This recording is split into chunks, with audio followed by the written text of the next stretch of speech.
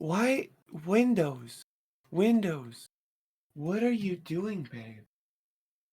Windows had me at 65%. Yeah, I noticed Windows has a habit of just fucking with audio settings. Like literally me and a friend have a saying just that Windows knows best. Hmm. And like if we just say what, well, why is it doing this? Oh, Windows knows best. We know exactly what the other means. Yeah. I do remember this. I noticed that this feature seems to have been quietly taken out of phones.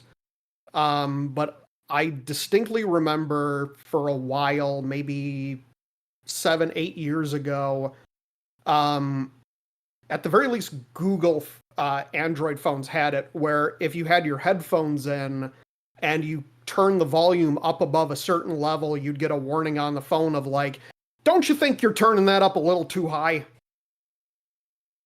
Yeah, I still get I, that on I mine. used to get annoyed with that. My current phone doesn't do it. I think my last phone did. It probably depends on what version of or what like distribution of Android you're on. My current phone does that, but you just hit the volume button again and it Yeah, just fine.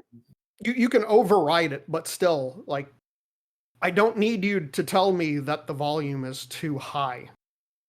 Yeah, and like it's not too high. I'm turning it up because it's not loud enough. Yes, Yeah, if we so had modulation, which still annoys me, the fact that there's no automatic volume modulation for tech. And it annoys me when like I go into if I'm watching a YouTube video, um I'll be watching one YouTube video and it'll be very quiet, and then I'll watch the other one. It's like, "Hey everyone." And it just yeah.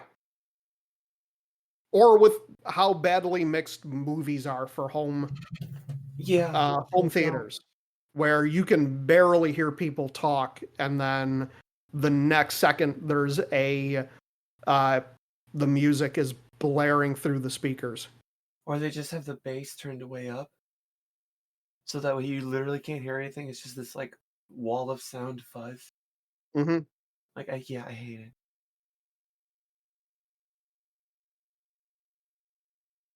I guess that's a good way to get into the cold open. Not Now, bad. Hannah, Yeah. for the official cold open, I just want to say that I was thinking of the podcast over the weekend, and I really like what we do. There's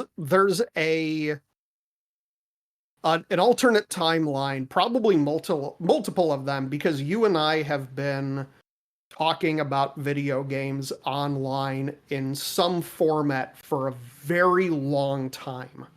Yeah, about 5 years.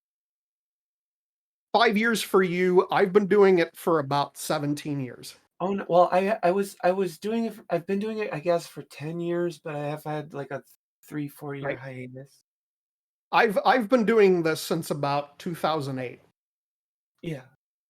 And I realize I think every now and then about how there's an alternate timeline where I become one of the outrage like right-wing YouTube grifters, and I am sitting behind a chair rotting while telling my audience what to be angry about.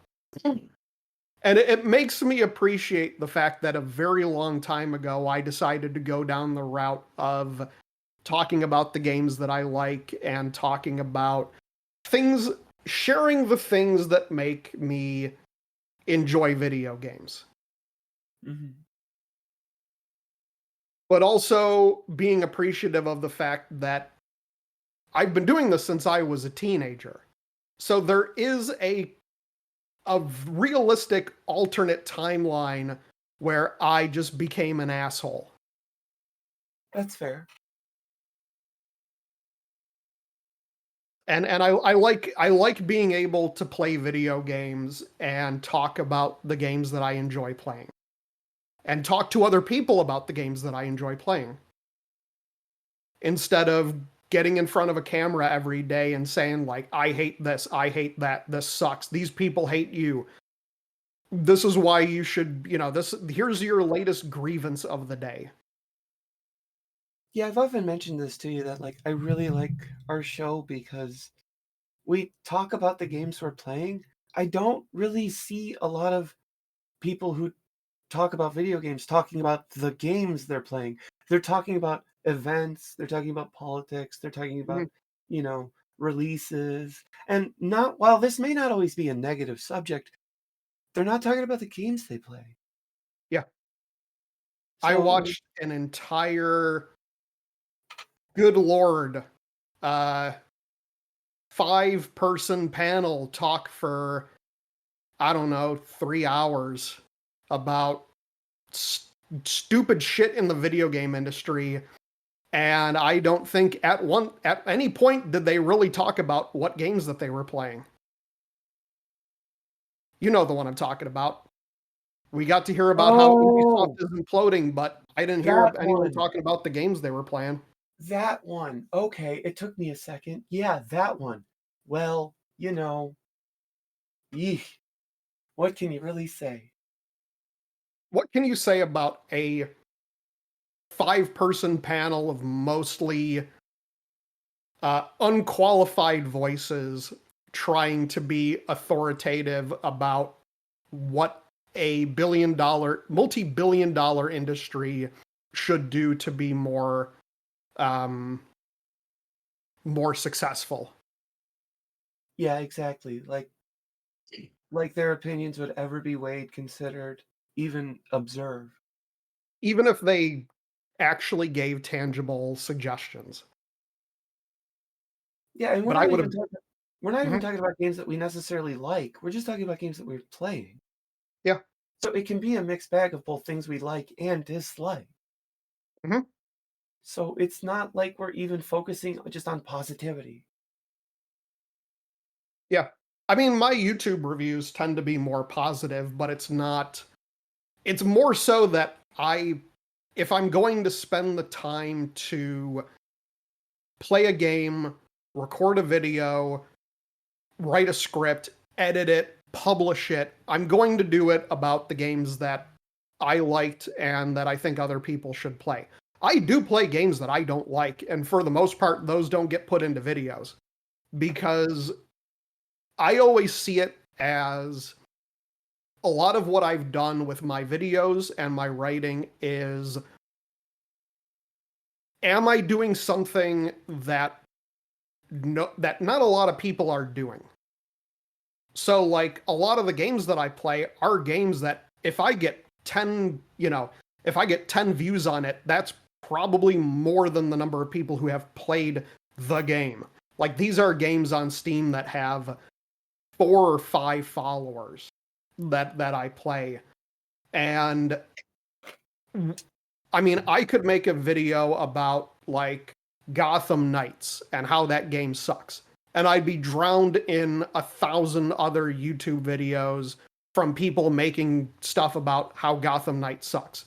If a game is bad and I play it, odds are the pool is full of other people making those videos. And Yeah. there's probably nothing I could add that is going to uh is going to tell people anything that they couldn't have seen on another video. Whereas if I'm reviewing a game because I have a personal interest in it, then I feel like I have more, something to bring to it that you're not going to find in other videos. And that's also to say, I don't think you'd be opposed to uploading a video that would be like a negative review. It just wouldn't be worth your time to do that. Yeah. And I do like I criticize the games that I play. Yeah. I'm not all positive about the games that I play. I do talk about a lot of the things that frustrate me. I think especially in games that you like, you should talk about the things that you don't like. Hmm. Because you mean like when I talk about Sea of Thieves, like the game runs like crap. It runs Yeah. like awful dog shit. It does. But I love it. I love that game. Even how terribly it runs, it's wonderful.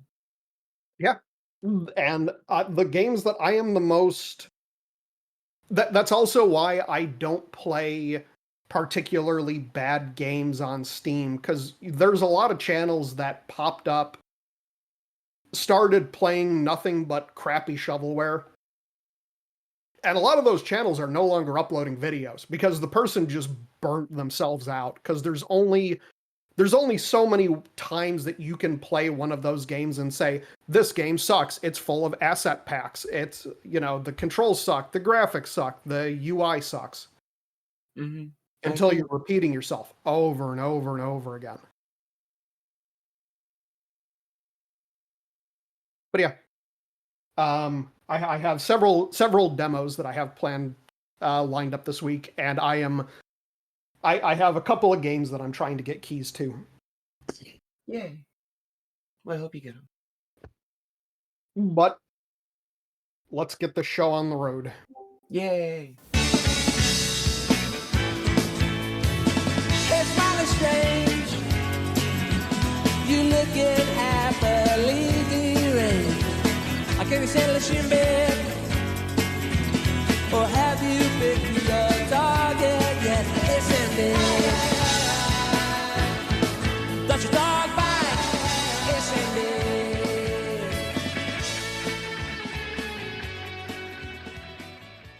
I thought I could get my picture up on the wall before the intro finished, but I couldn't. Anyway, it is once again Sunday. You are listening to Online for Maintenance, the theoretically official podcast of MMOFallout.com.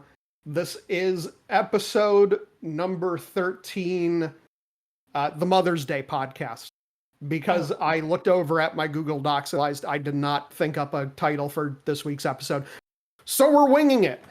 I'm Connor. I'm Hannah.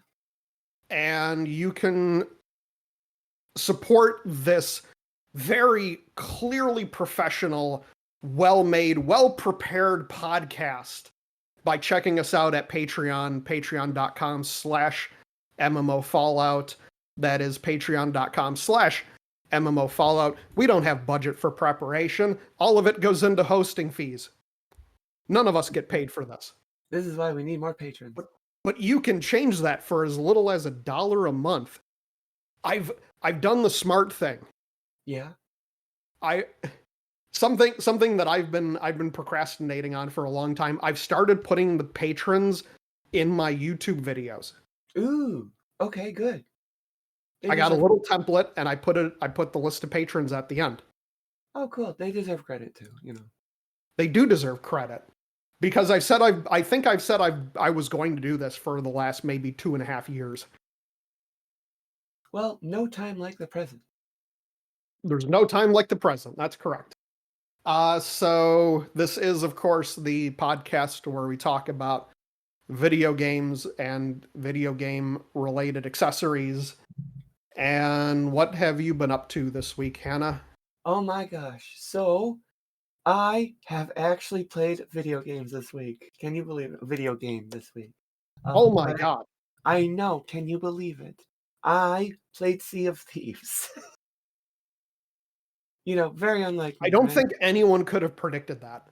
I know. But we have a small horror story I would like to share with the audience as to how now I'm able to play video games. Again, it's a horror story, but it has a happy ending. Spoiler alert. So, I've been having issues with my motherboard, right? Things have just been very unstable. A lot of my USB ports just were not working. Overall, like I said, Sea of Thieves runs like crap. But when my 3080 Ti is pushing 30, 40 frames a second, there's something wrong. And I really wasn't sure what was going on. So my wife had given me a ring light that's USB powered. So I started plugging it into the USB ports on my motherboard, and none of them were lighting up. So I've now diagnosed that something is up with the board. So I replaced the board this week. Okay.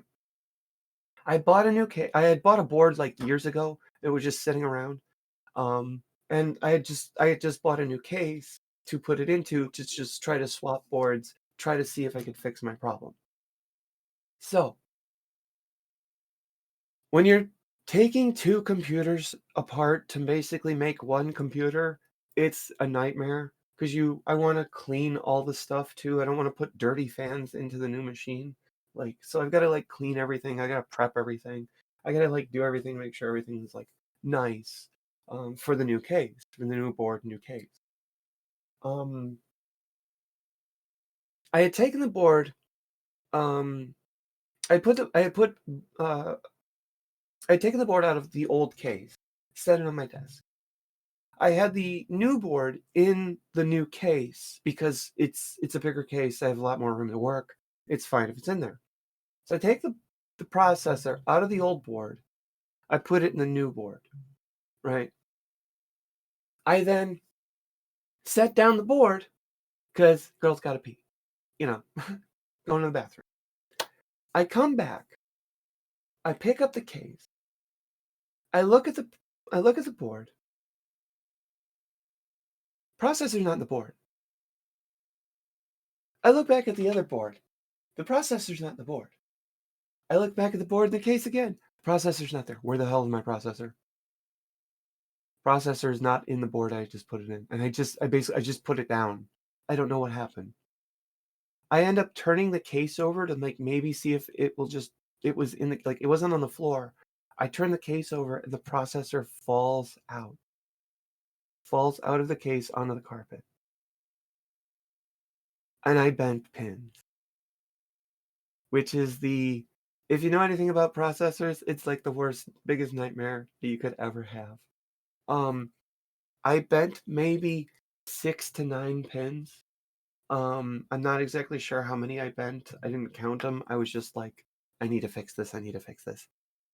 I grabbed a very pliable, plastic toothpick and very, very gently straightened them out, got them back into place, dropped the processor back into the socket, and, well, it's running, you know? So, crisis averted. That's probably the best that we can hope for. Yeah, I've never had this happen to me before.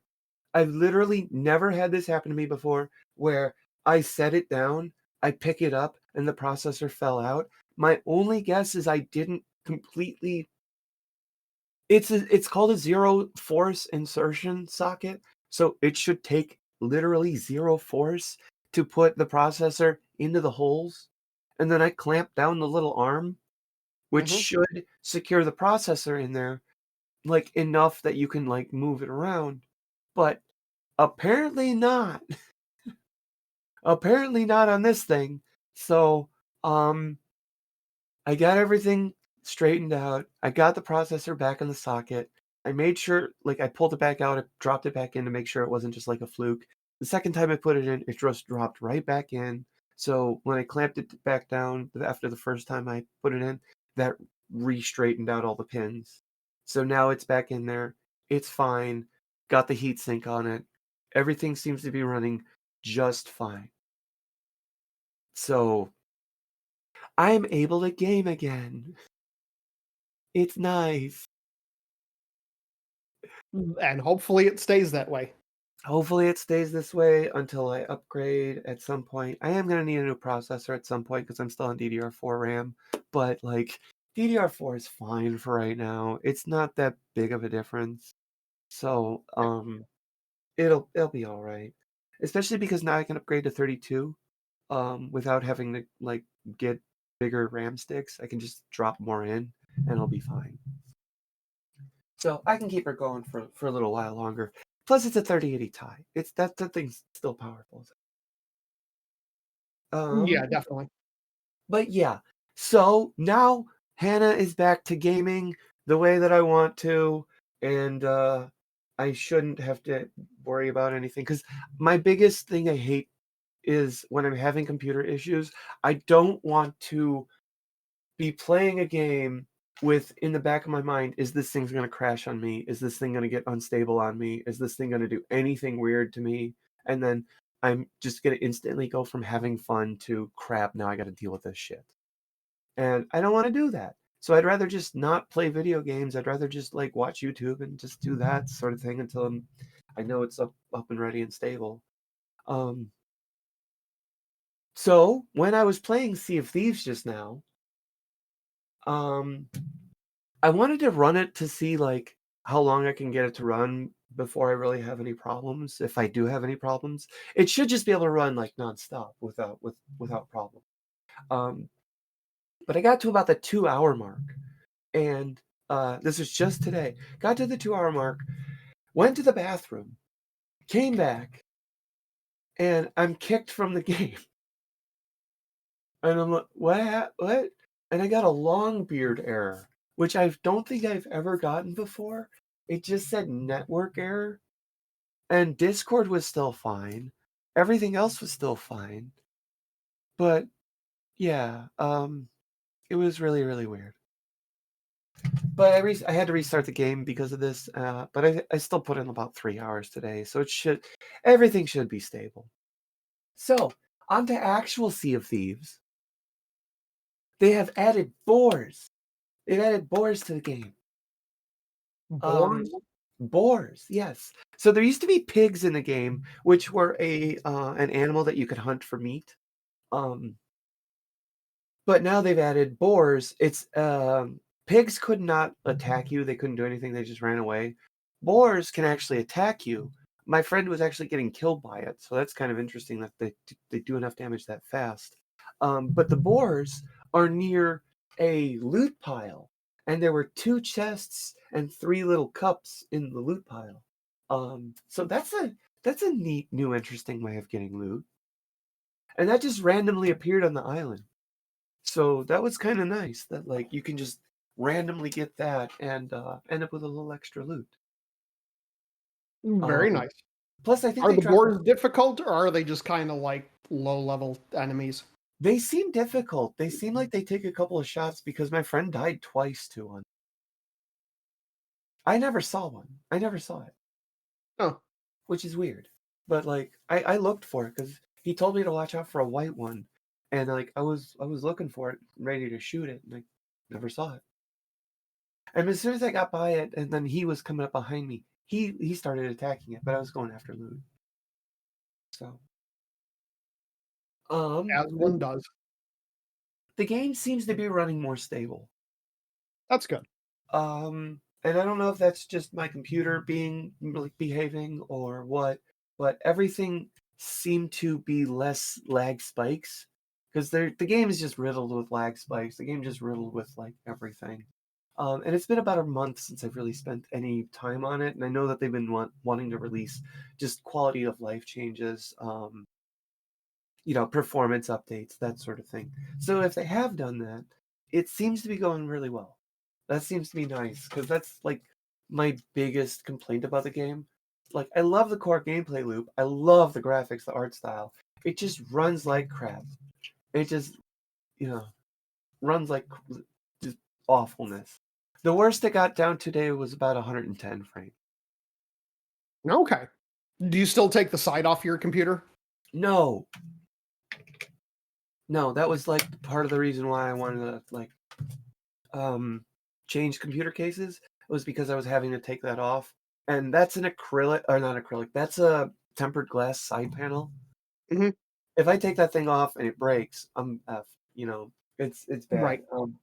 I've gone to an acrylic side panel now, which I've even dropped, and it's been fine. I messed up the corner of it a little bit, but I'm talking like maybe a quarter inch of the quarter. It's like a corner. I was like, it's Right. not. It's I it's mean, a that is it's a marked improvement if you no longer have to take the side off your computer to stop Sea of Thieves from boiling your system alive. yeah, exactly. Plus, I have an extra fan now because I had my last motherboard literally had 2 fan headers, one for the whole ass chassis, and then one for the CPU. This has one for the back fan, and then one for all 4 front fans, and then one for the 2 CPUs. Very nice.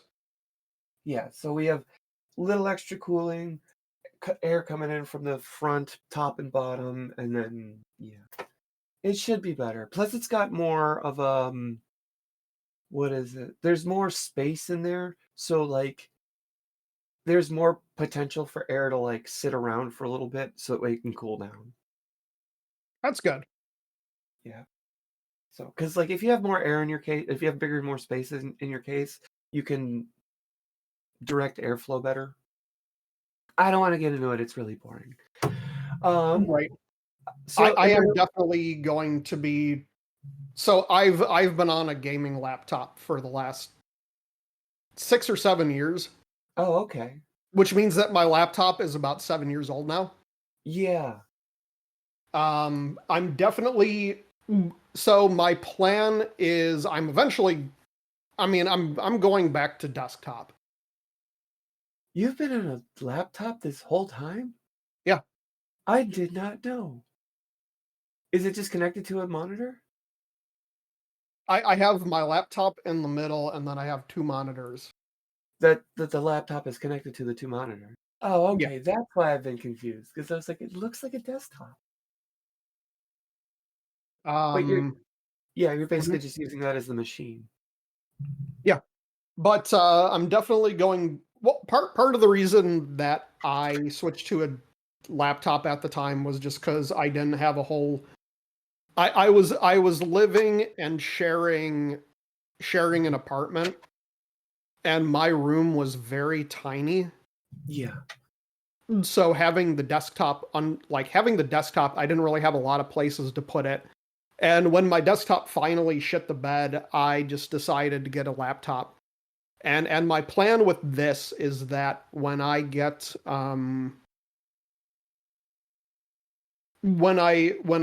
do my desktop, my laptop is going to be retired to effectively taking the brunt of what I don't want my desktop doing, which is it's going to be my audio and video processing for gotcha. video like YouTube stuff.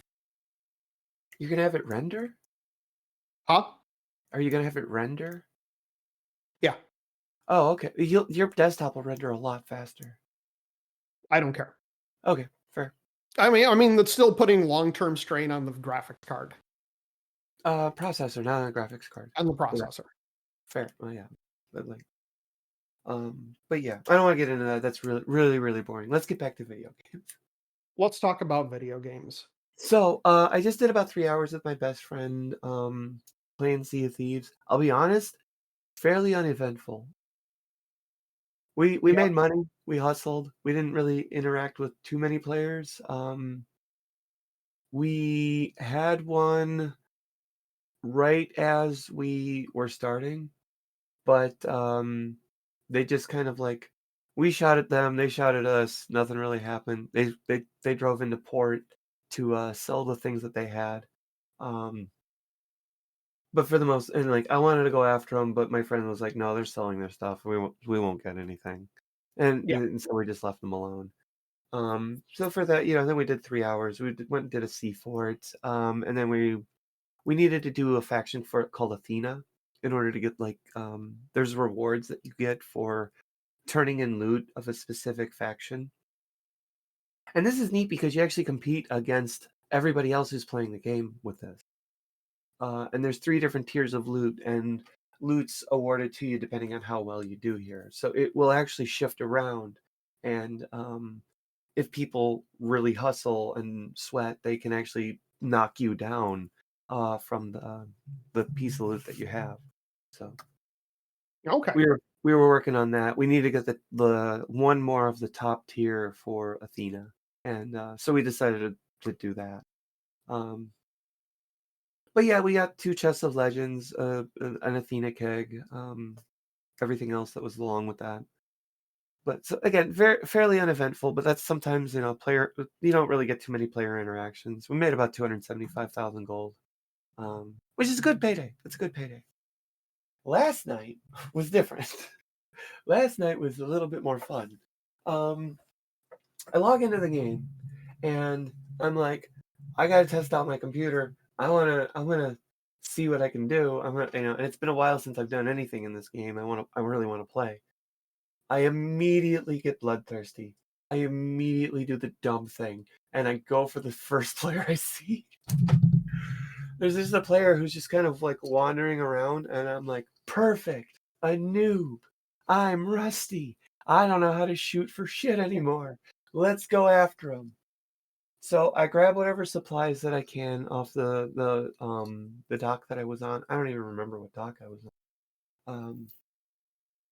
We send out, go out to the boat. I immediately whiff every single shot. Every single shot I take, like 25 cannonballs in, I'm like, I cannot shoot anymore. I have no idea what I'm doing. Um, After about 25 cannonballs, something in my brain just kind of clicked, and I just got it, and I just started nailing shots again. So that was nice. That was kind of weird that happened. Um, I had a really funny moment where I realized that there's two people on this other boat that I'm attacking. It's a two-person boat. Um, they're they're about to ram me.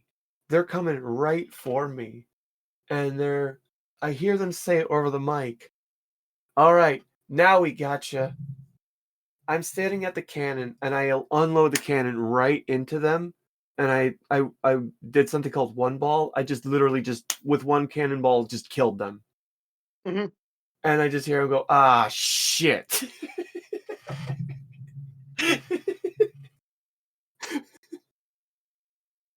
Um, and I just start laughing my ass off because he's like, "I'm gonna get you." Bam! Ah, shit. Foiled that plan, didn't I? A Um, little too confident. yeah, they end up ramming my boat, driving away. I hear one of their other crewmates like like saying like something like I got you," or something. I forget exactly what they were saying. But my boat's now, they hit my boat, they also cannoned it. I'm taking water, and I'm trying to like fix stuff. I was little too confident, and I'm like, I'm fixing this hole before I start bucketing water. It's only up to my neck, it's fine. I forgot that up to my neck means the boat's almost sank. So I grab a bucket of water right away, and run out to throw it out, and I see that like on the middle deck, I'm ankle deep in water. Once you get knee deep on ankle or knee deep on that deck, your boat sank. So like I'm like, oh shit, throw the bucket of water, and I just start chucking buckets of water out just to save my boat. I thought I had taken care of all the holes. I had not taken care of all the holes because there were like once I got enough water out, there was still two holes left in the boat. um, Go fix the two holes, try to go back around to shoot the to down this boat because it still wants to play. um I run out of cannonballs. I put 80 cannonballs into this thing, and they didn't want to go down, and I didn't get supplies before I went on this little brigade, so I had to turn tail and run. um They thankfully didn't follow because I think that by this time I was actually like nailing cannonball shots on their mast from a good Mhm. distance. And if somebody starts nailing your mast from a distance, it's like get the hell out of here, go, leave, just leave. So they took that strategy of let's get the hell out of here. She's gonna kill us. Even though I couldn't because I didn't have any more rounds. Um, I just ended up from there on out just sailing around, seeing whatever treasure I could get. Like I wasn't trying to do too much because it was more just like test out my computer. Um, had a I found a Reaper chest. Um, Decided to go for that because I have like 22 more to 20. I had like 23 more to turn in till the end of the season before they add 30 more onto me. Grab the Reaper chest, run to Reaper's hideout, and I don't see any boats around me. I'm not seeing anything. I purposely like look behind me too when I got to Reaper's to like, is there anything coming? Am I good? Am I right? And I'm fine. I don't see anything. I go turn in the Reaper chest, everything's good, everything's hunky dory. Um, I get back on my boat. I look around. I'm looking at the map. I'm trying to see, like, okay, what's around? What do I do? I usually hit up Twin Groves. It's this little island after I go to Reapers. It's just usually a nice place to go. A brigantine, 3-person boat shows up out of nowhere, and I'm like, oh crap! Drop sail. I see people, like, they're very clearly visible on the bow. Then they've got their gun shot, like, pointed at me. They're trying to shoot me. And I'm just ducking and weaving. They hit me a couple of times, but they never actually killed me. And I'm thankfully pointed directly into the wind. Now, the boat that I'm on is the fastest boat when you're pointed into the wind. So I'm set up to just run from them. They can't catch me. They literally just cannot go fast enough to catch me. I will just outrun them as long as I keep going straight. And you have the best captain in the game. I am the best captain in the game. So yeah. Or the best driver anyway. I don't know about captain. Yeah. Captain's a little bit more specific, but I am the best driver in the game. I feel like we had this conversation the last time about captain versus driver. Yes, maybe we did. I don't remember. I'd have to go back and watch that episode. But like, yeah, I am the best driver in the game. So I drop sail and I'm slowly moving away from them. They're taking shots at me. They're doing whatever they can. I'm taking shots at them. I think I even killed one with a sniper rifle. But I just kept taking shots at them. I just kept trying to just do everything I could to just, like, get the hell away from me. Get the hell away from me. I don't have very much loot on my boat. I had, like, 2 or 3 skulls and, like, a chest or something. I don't really care about losing this stuff. It's more about the principle of the matter. I am not dying to these people. So that, a little bit of pride in the game is a lot of fun. They're trying to shoot like, they should have harpooned me in the very beginning, but they waited until I got just out of harpoon range to start trying to harpoon me. Eventually I'm like a decent distance away from them, and there's a storm in front of me, and I'm like, I'm just gonna try to lose them in the storm by just, like, taking a wide, like, angle around it and hoping that they try to cut through it and get fucked up that way. Plan worked. I just keep sailing around the outside of the storm. They try to go through it. They get turned around. I don't know what happened to them because I lost them. Very nice. Turned everything in. While on my way to go turn everything in, so that brigantine was behind me. I see another brigantine in front of me and a galleon off to the left. Like, the brig's off to the right, the galleon's off to the left. And I had pissed off the sloop, the previous sloop before. I'm getting off this server. I need to go play a different game. So I just kind of called it good there. So it was fun. It was fun getting back into it.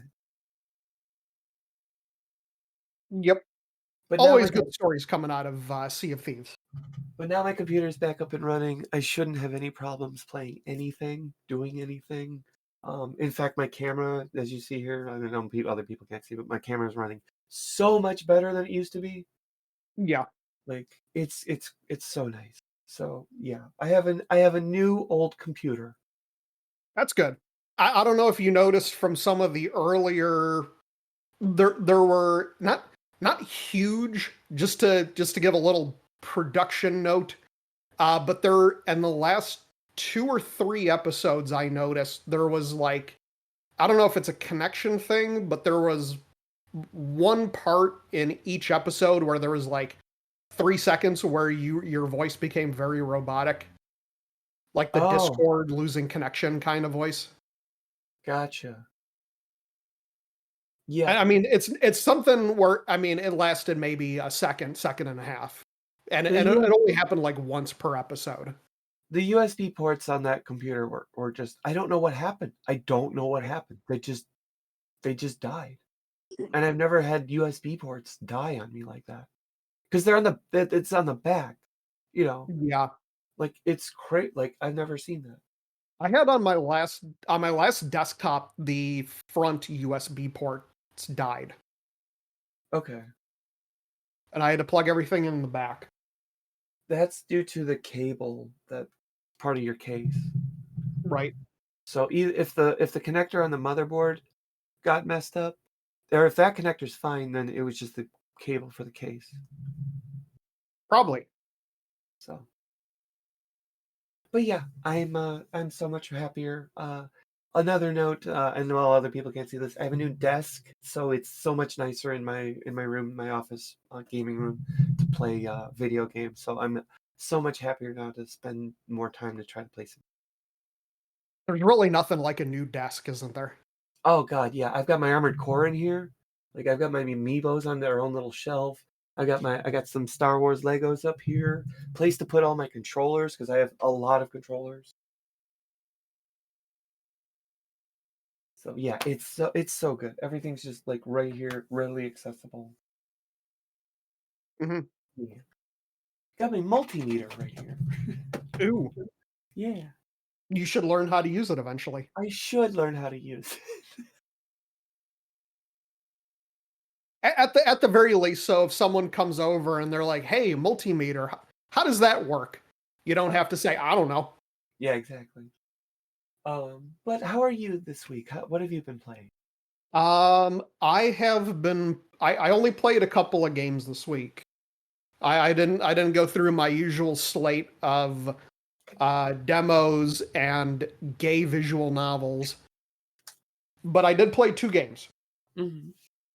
The first one that I want to talk about was a gift from a friend of mine who messaged me in the middle of the night and said, "I am high off my ass, and I just bought you Katamari Damacy reroll." Those are two wonderful things. And I played through the entirety of Katamari Damacy reroll because it's not a long game. No, It's a game that you can beat in maybe like 5 or 6 hours, but really a game like that, the point is to keep going back and increasing your the high scores that you get for each level. I do love Katamari Damacy. The theme song, I've been playing these games ever since they came out on the original PS2, and the theme song for the game is something that it's one of those rolling things that it'll just one day get stuck back in my head. one of those rolling things. Ha ha ha. Uh, Pun intended. but I love the Katamari Damacy games. They're quintessential PlayStation 2 Japanese games. Yes. Like Katamari Damacy, Loco Roco, Gitaru Man, just like very wacky, very musical games that came out during the PS2, PSP era that we really don't see much of nowadays outside of when they remake and re-release them. I loved Katamari when it first came out for PS2. I just fell in love with the idea of it. And Mhm. then I got my hands on it and I played it and I was like, how is this good? It's so much fun. It's such a simple concept. I was just like, this game uses no buttons. It's Yeah. crazy. Yeah, And it's just the 2 joysticks. yeah, and it's just so much fun. Mhm. My friends were all like, you're this is stupid. I don't get it. But I was like, I love this. Yeah. This is great. You can tell at the time that they realized how new the concept was. Because I've played, if you play like Katamari Damacy versus We Love Katamari, I noticed with We Love Katamari, the timers are a lot tighter. There's a lot more challenge to it. Whereas with Katamari Damacy, back when the controls were very new, the idea of using both thumb pads to kind of direct the hands on the thing, it was very difficult to get your head around when it came out. But going back and playing the first game, I get to the size that the game wants me to, and I still have like 5 minutes left in the timer. Yeah. So it's not by any means a difficult game. Difficult ones are the levels where it tells you, like there's a level where the level is full of bears, but the goal is you can only roll one bear. All they want is one bear. So you have to roll everything that's not a bear to get your Katamari big enough to roll the biggest bear. And the challenge with that is the bigger you get, the harder it becomes to dodge the smaller bears. But you don't get a game over, or it doesn't fail you if you get a small bear. It's just that's what your high score is. Yeah. The game is kind of mean because there's one level where you have to roll the North Star, and the game tells you have to get 10 meters exactly, or as close to it as possible. And you can't see what size your Katamari is. I'm bringing back memories for a bunch of people while I'm explaining this. So what I did was I took a sticky note, because he shows you on the screen roughly the size of 10 meters. And I put a sticky note on my screen at the edge, so I knew when to stop rolling the Katamari. And I did it, and I got like 10.2 meters. And at the result screen, the king says, "That's not close at all." I was like, "Screw you, that was close." I don't know if anyone will believe me on this. That one with the North Star, where you have to get 10 meters, I got 10.0 my first try. Oh, God. And then I literally went back years later, and I'm reading on the internet, that's the hardest thing to do in this game. And a lot of people find it like near impossible to do. I'm like, I honestly did this my first try ever. Well, it's difficult because you're forced to eyeball it. And Yeah. also, once you get up to that big of a Katamari, your ball is not uniform size. So it's even No. harder to tell what the game is going to consider the size of the Katamari to be. But I just was just eyeballing it. And I just had gotten to a point where I was just like, and literally my first try, and I was like, I think that's good. I'm just going to call it there. And it came up 10.0. And I didn't think it was that hard to do. If I I feel went back and like, tried it, I know I wouldn't be able to do it again. But yeah. I don't know how to be like, I don't know who, like, I hope people believe me. I don't know why I would lie about this. Of all things to lie about. Okay, Billy Mitchell. I know, right? Yeah. I I think I feel still like have that save gaming, file. everyone has that thing, and if you've played video games for years, everyone has that story of a thing that they've done that was very difficult, that nobody would ever believe you, and that you will never be able to replicate if Yeah. you were asked to prove it. Yeah, and the North Star for Katamari is mine, 100%. Because how do I replicate it on my first try? I don't have a first try again. Right. But I finished Katamari Damacy, and I love that game. I love how it starts out with you making like 2 meter big balls, and then by the end of the game you're grabbing up skyscrapers and building the last level required a 300-meter ball. And by the time I got to the end of the level, because it's so easy, I think my ball was like 780 meters. And I had scooped up pretty much everything. And my ball was so big that the original island that I started on, that looks gigantic when you start out, was just a little blip on the screen. Did you pick up the rainbow? Yes. Yes. I love the fact that the rainbow is a circle. Uh-huh. They didn't even make it like just a normal rainbow. They made it a rainbow halo, basically. And like you're picking up the clouds and you're picking up whirlpools, and they have kaiju running around and the giant mech man, and they by the time you're rolling them up, they just look tiny on screen. Yeah, and this is all of the, like, different models and stuff of the game. It's all the, Mm, like, wonderfulness of the game because they're all unique and interesting in their own right. yeah, And there's also a lot of variations of them too, because 'cause they'll have, like, different colors of the same model, and yeah, it's I nice. love it. Now, the other game that I played this week, which I got a copy from the developer, the game is Revenge of the Savage Planet.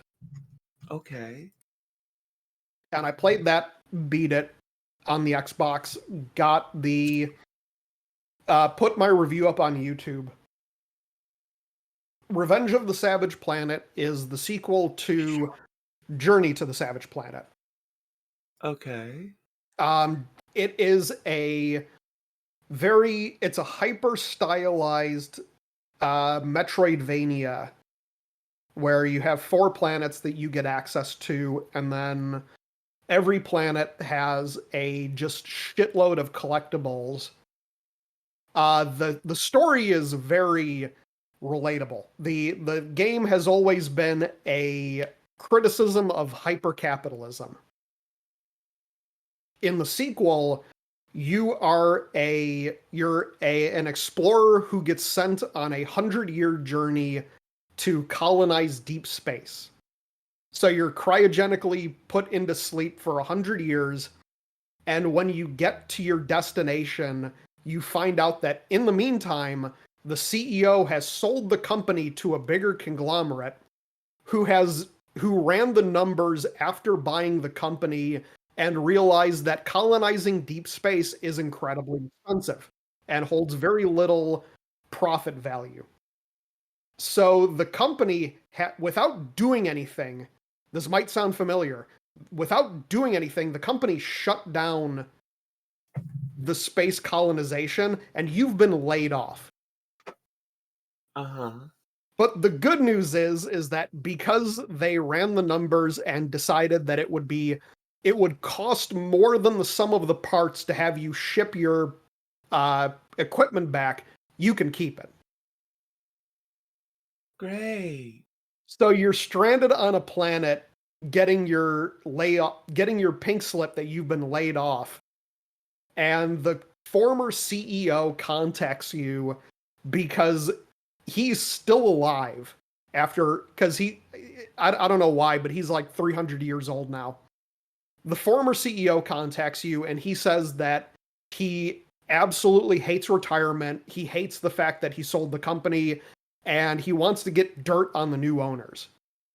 So the goal of the game is to repair your ship, upgrade it for travel back to Earth, and then find dirt on the new company while you're down on these planets so that you can get revenge on them. And it's a big Metroidvania game. You upgrade, you get weapons, you upgrade them as the game goes on. You have to collect enemies to research them. It is a giant collectathon. It's not a difficult game. It starts off a little bit hard, but there are so many upgrades to your health and stamina that by the end of the game, you are basically unkillable. But It it loo is a very fun game. it looks nice. I do love the art style. I love the art style. There's a lot of celebrity cameos. Oh, really? Yes. Like kind of, not big celebrity cameos, but like they had one of the people who pops up I was surprised to see was Kenny Hotz from Kenny versus Spenny. Okay. And the CEO it was nice to see the CEO the guy that plays the CEO, he's played by Adrian Burhop, and he played the CEO of in the original game And it was nice to see him again because Adrian Burhop died back in 2023. So like the game is releasing posthumously for him.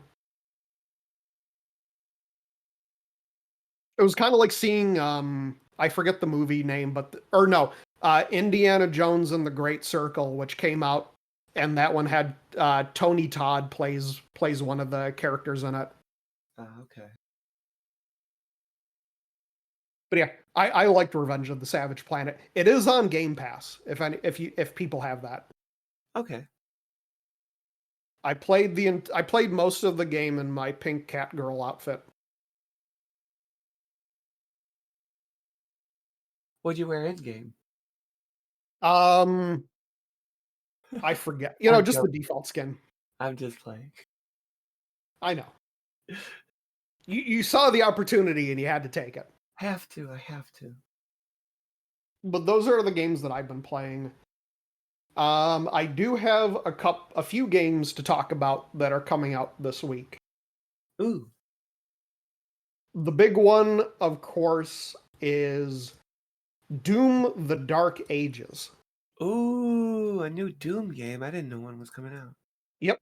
Have you played any of the more recent Doom reboots? 2016. I played Doom 2016. I love Doom 2016. Oh my god, it's I'm so gonna good. make people hate me. I did not like Doom Eternal. I haven't played that one yet. It's not great. It's one of those, it either clicks with you or it doesn't, because the game Doom Eternal is very much a system of, it's micromanagement. Like you have to micromanage your health, shields, and ammunition because you don't have a lot of any of them. That's not Doom. No. So Doom you have to go into arena battles knowing like, okay, I have to kill this specific enemy this specific way in this specific order in order to manage my health, my ammo, because my shotgun has like 8 bullets in it. I really did not like Doom Eternal, but I love Doom 2016. Like, yeah, because like my experience with Doom 2016 is like Doom 2 with amazing graphics. Mm-hmm. I also loved the design for also Doom Eternal put me off because of it put me off right off the bat because of the pre-order stuff. Like they had that pink unicorn skin. Yeah. They really went overboard on skins for the Doomslayer, like just really silly shit. And then I didn't really like that. But I loved in Doom 2016 the fact that they gave the Doom guy personality, despite the fact that he doesn't talk. All of it comes through in just his hand movements. I love the opening cutscene where the robot guy is trying to get you to help out, and the more he's pressing you, the more pissed off the Doom guy gets, to the point where he pops up. He's like nobody could have seen this coming, and then the Doom guy just like punches the screen, and then you get to the top of the elevator, and he clicks the shotgun in sync with the song. I'm like, oh, this is amazing. But Doom: The Dark Ages, it's a prequel to Doom 2016. Oh, okay. The goal, the plot will tell us how the Doom guy became a kind of the devil of hell. Because in 2016, the game starts out and it's shown that your character has been kind of locked away in stasis for a long time. So the prequel is going to show how you became hell's worst nightmare. And it has so many awesome weapon designs. I love there's a machine gun that you feed skulls into. Oh my god. It grinds the skulls up and shoots the shards as your ammunition.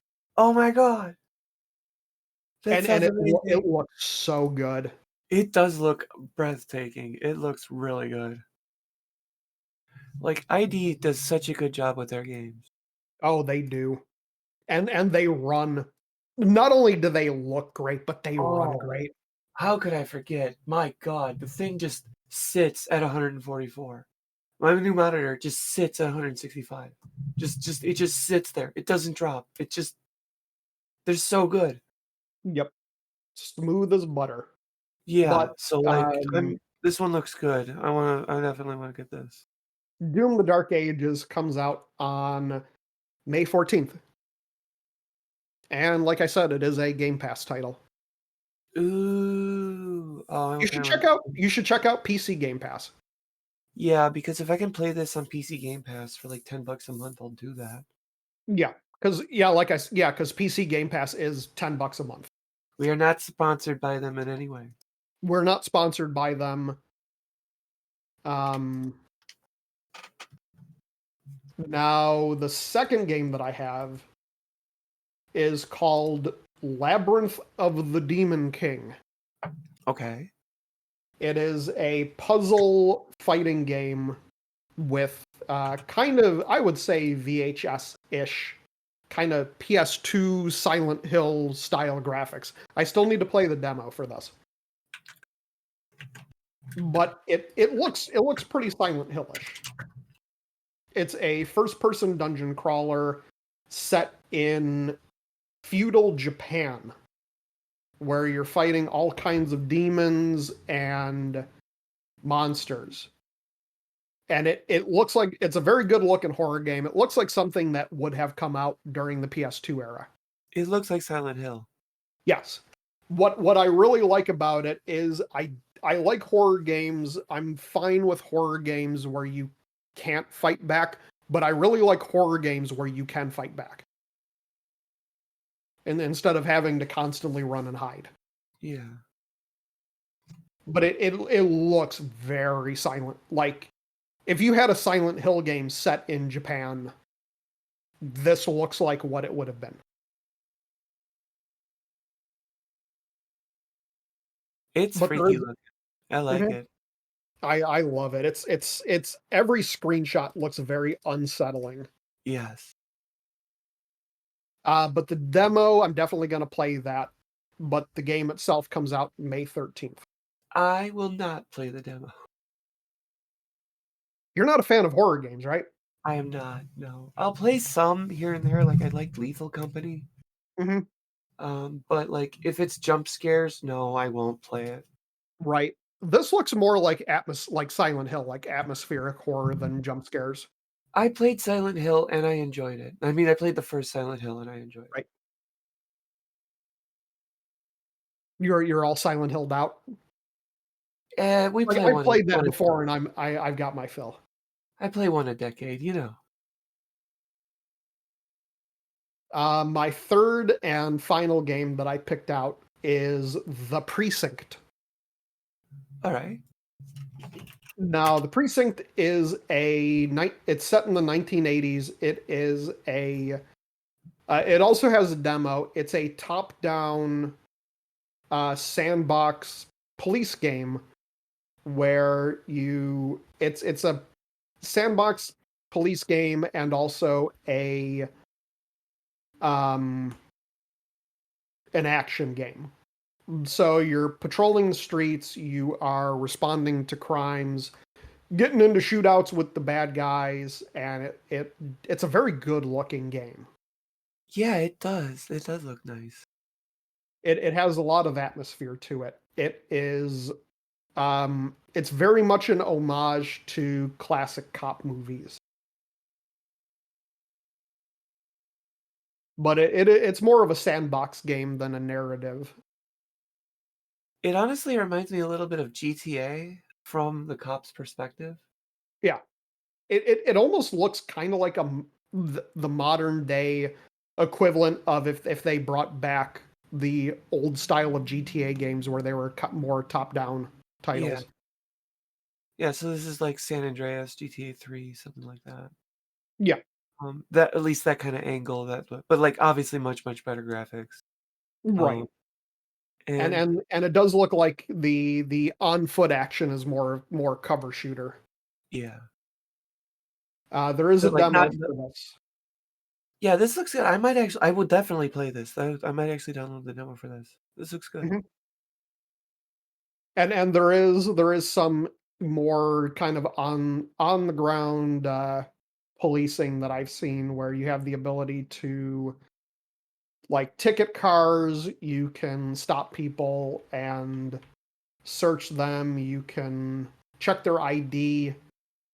Um, you can respond to bank robbery, like it has everything upwards of bank robberies down to simple petty vandalism. I want this to have co-op, but it doesn't. Yeah, it does. Yeah, it looks like it's only single player. Because if you and a friend could be like, cop buddies and like, Mhm. solving crimes together, that would be a lot of fun. Yep, beating people up while your friend plays lookout. Yeah. You're in a helicopter while they're on the ground, and Hmm. you can like spot the perp, tell them where they are. Yep. But that is Precinct. I'm sure there's more good games coming out this week, but I didn't have a whole lot of time to look through the list. Now, I do have some news stories that I want to talk about. Oh boy. And the first one, I had to keep myself from laughing. Um, I didn't realize until I was looking this up that I got an email. I got a press release on this. But Giant Bomb has gone independent. Oh, okay. Finally, some news. Finally, some good news in the games press. Yeah. If you've been paying attention over the last few weeks, then you know that Giant Bomb has been burning to the ground due to a new policy that fandom put into place about how they needed to make their content brand safe, PG-13. And the hosts of the Giant Bomb podcast made fun of it. And the people at fandom took the podcast down. They stopped all live content production. And it seemed for a while that the website was just going to shut down.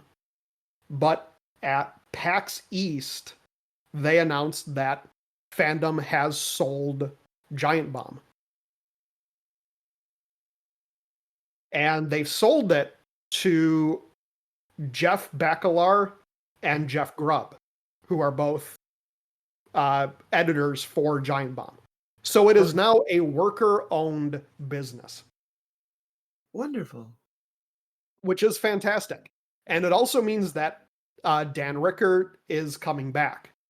So the people, I think pretty much everyone who quit when fandom started shutting things down have come back. This means actual independent games media. Yes. And I'm curious because I'm curious if they will merge together or fold back in the Nextlander podcast.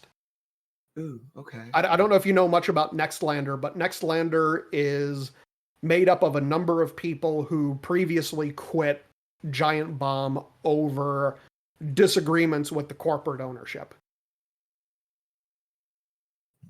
Quick So question. it'll be interesting to see if they bring them back now that it's worker owned. Quick question. Wasn't Larry Bundy Jr. part of Giant Bomb? Maybe at one point, I'm not sure. I forget because I know there was I don't know. I don't Oh, know. Larry Bundy, I think he was part of The Escapist. The Escapist. Okay, I'm getting them confused. My apologies. Yeah, The Escapist became a bunch of people split off from The Escapist and became Second Wind. That's what I was thinking. My apologies. No, yeah, Larry Bundy was The Escapist. Okay.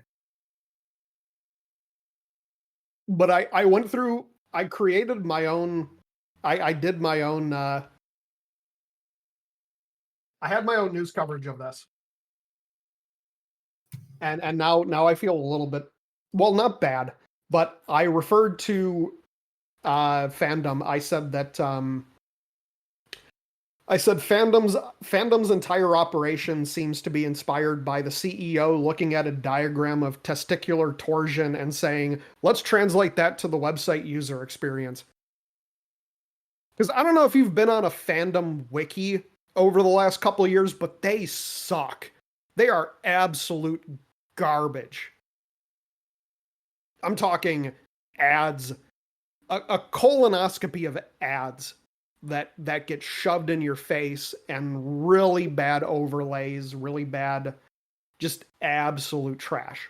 Yeah, I can't say I've had much experience with those. I checked my inbox. I have a press release from fandom. Oh, wow. It probably shouldn't surprise anyone. I've never gotten press releases from fandom. Oh. Because why would I? But clearly someone saw my initial article when Giant Bomb, when the episode got pulled from the internet. I posted an article about where you could get the episode, where it was being rehosted, because you can't pull things off the internet. Of course not. People will find it and they will re-upload it in a place where you cannot get to it. So clearly fandom saw my article, because they decided to send me the press release of them selling the company. That's kind of funny. And that's always fun. Now, I have one more news article that's relatively positive. Ooh. And it is that, that was my first one. My second one was one that you sent me, and it is that GameStop is selling their Canadian branch. Okay. Good. I'm happy. Don't do the second one that I sent you, because that's not good. Right. So GameStop is selling the Canadian branch, and they are relaunching all of the stores under the original brand EB Games Canada. Ooh, okay. I remember EB Games. The new company is Canadian based. I believe that they're based in Montreal. Quebec. It was acquired by Quebec entrepreneur Stéphane Tetrault, who announced that they're relaunching all 185 stores under EB Games Canada, which, it's a win all around. The CEO of GameStop in the US doesn't have to worry about DEI and wokeness, and people in Canada can shop at EB Games knowing that it's not owned by a giant man-child bigot. Yay! Now all they have to do is fire him from GameStop in America, and maybe I'll shop there again. Yeah, I've got my own personal stuff with GameStop I don't want to talk about. I feel like everyone, if you've been, again, like I said with the story thing, if you've been playing games for years, you have your own personal beef with GameStop for one reason or another.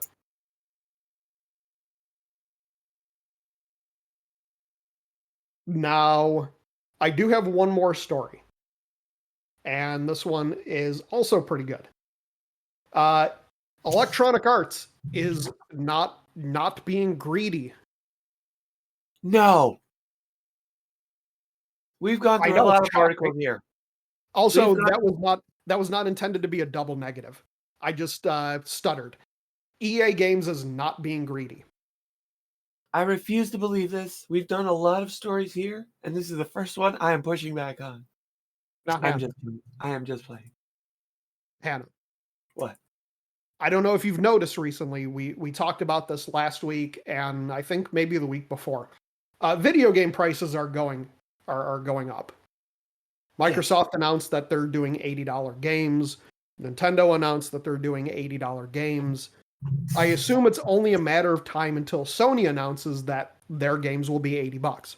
Yep. EA Games had an investor call, and their CEO, Andrew Wilson, announced they're not doing $80 games.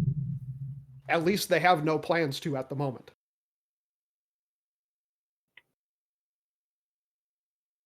Andrew Wilson said, at the end of the day, whether we're doing something that costs $1 or something that costs $10, or we're doing something that costs $100, our objective is always to deliver incredible quality and exponential value for our player base. Right now, there is a legion of sports gamers who are rolling their eyes at that statement. And what we've discovered over the course of time is whether we can marry quality and value together, our business is strong, resilient, and continues to grow. And he said they have no change in the current strategy at this point. So EA Games is, as of present, not getting on the $80 train.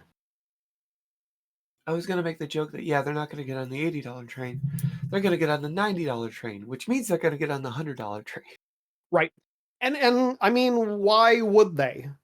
Because EA doesn't need to get on the $80 train because EA has the Sims $50 train plus the $15 monthly extensions that come after that.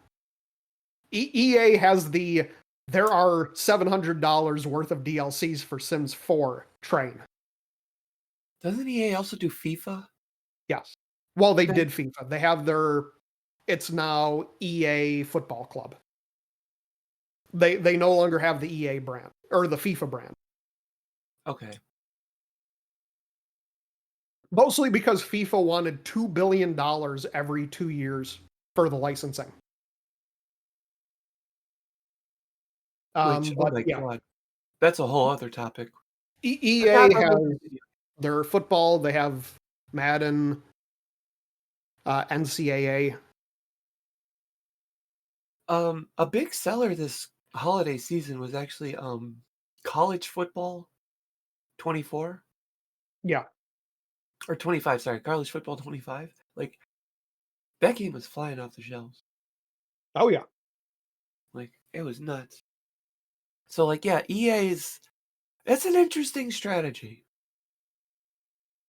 One yeah. I have a feeling that they're like off to the sides. They're taking they've seen the reaction that people have had for Nintendo and Microsoft, and they're standing off at the sides to say, how's the market going to react to this before they go in on it? Because they're going to go in on it. We both know that they're going to go to $80 eventually. But I think it could benefit them if they trail behind. Yeah. And still catch those $60, $70 sales. Okay. And when everybody's turned off of the $80 sales and they're looking at the $60 and they're like, okay, well, I'll go with that instead. It could benefit EA in the long run. It would certainly benefit, say, let's say in 2026, you have an $80 Call of Duty versus a $60 or $70 Battlefield. That might get Battlefield more sales. Yeah, honestly. I forgot EA did Battlefield too. I think everyone forgot EA did Battlefield. It's been a while since the last Battlefield game, and people forgot about that one pretty quickly. Yeah, because Battlefield 5, was it? 2042. Oh, see? Jeez. Everyone forgot about it. Battlefield 5, that was the World War II one. Then Battlefield 2042 was the modern one.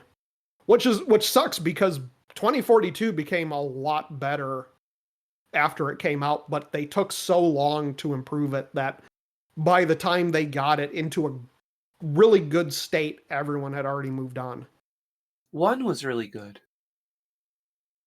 Battlefield 1. Love Battlefield 1. Yeah, that was really good. I played the demo for that. I played the free weekend or whatever for that. I wish they had done more with Battlefield Hardline. But that one was kind of tossed aside pretty quick. Yeah, and well, because they had a different company working on it, they had BioWare, I think it was. I don't think BioWare worked on it. They had a different I know it was a different company that like they shut down the company right after it. It was Visceral Games. Visceral. I've been out of the loop for a while, everybody. Yeah, they had the Dead Space people working on a Battlefield game. Yeah, exactly. And it didn't do well. And they're like, oh, see, well, when they don't have DICE working on a Battlefield game, it doesn't do well. See, yeah, that was the worst thing. I completely forgot because Visceral was working on an unnamed Star Wars title that got Yeah. canceled too. Yeah. They had a few games that got canceled. One of them was a sequel to Dante's Inferno. Okay. And one of them was a game called The Ripper, which not a lot of people, or which there's not a lot known about, but it was apparently a Jack the Ripper video game. Oh, I remember that one actually. I do remember that. But yeah, this could work out for the consumer because of, Yeah. cheaper video games. Well, cheaper. They're not going to be increased in Right. price. Thankfully, EA's football, well, yeah, the American football. I'm kind of curious on how well the not FIFA game has been doing since they lost that brand. They haven't really said much about it in terms of revenue. We'll have to see. We'll have to see if they keep putting them out. We'll have to see if they keep putting it out or if they end up going back to FIFA. Yeah, because if they go back to FIFA, that means that the sales weren't good. Right. And it probably also means that they'll get FIFA on board because nobody else is affording that $2 billion license. Yeah, fair. Yeah. There were rumors around the time that Konami was going to buy it, and Konami's never going to spend that amount of money for video games. They have their own soccer license. They're gonna just suck dry what they have. Yeah. But that is all that I have for the news. That brings us to about an hour and a half. So I think it's a good point to wrap up. I got some games to play for next week. We all have our own things going on. Yeah, I'm just happy to be able to play games again without worry. Right. I'm gonna do that. So, Hannah. Yes. Where can we find you on the internet? Oh, on the Sentinels of the Store Discord, where I am the event manager. We should be hosting an event this Friday where we play Rocket League. So okay. It was supposed to be last week Friday, but it didn't get posted, and so we just pushed it back a week. It ended up working. It ends up working out. The timing works out very well because I got all my toys on Friday, and I completely forgot about it anyway. Yeah. Life gets in the way sometimes. Life does. Where can we find you? You can find me on mmofallout.com, on YouTube, which if you're watching this podcast, you already know where to find me on YouTube. And you can support the show on patreon.com/mmofallout for as little as $1 a month. And I'm also occasionally on the Video Game Outsiders podcast. Yeah, we want to get you a PC now. Yeah. We need to get me a good desktop with fancy lights. Ooh, I'll design it. You better let me. Okay. But on that note, I guess we will see everyone in a week. The podcast comes out generally Monday for patrons, and then usually Wednesday afternoon for the public. Good night. Bye, everybody. Love you. Mwah.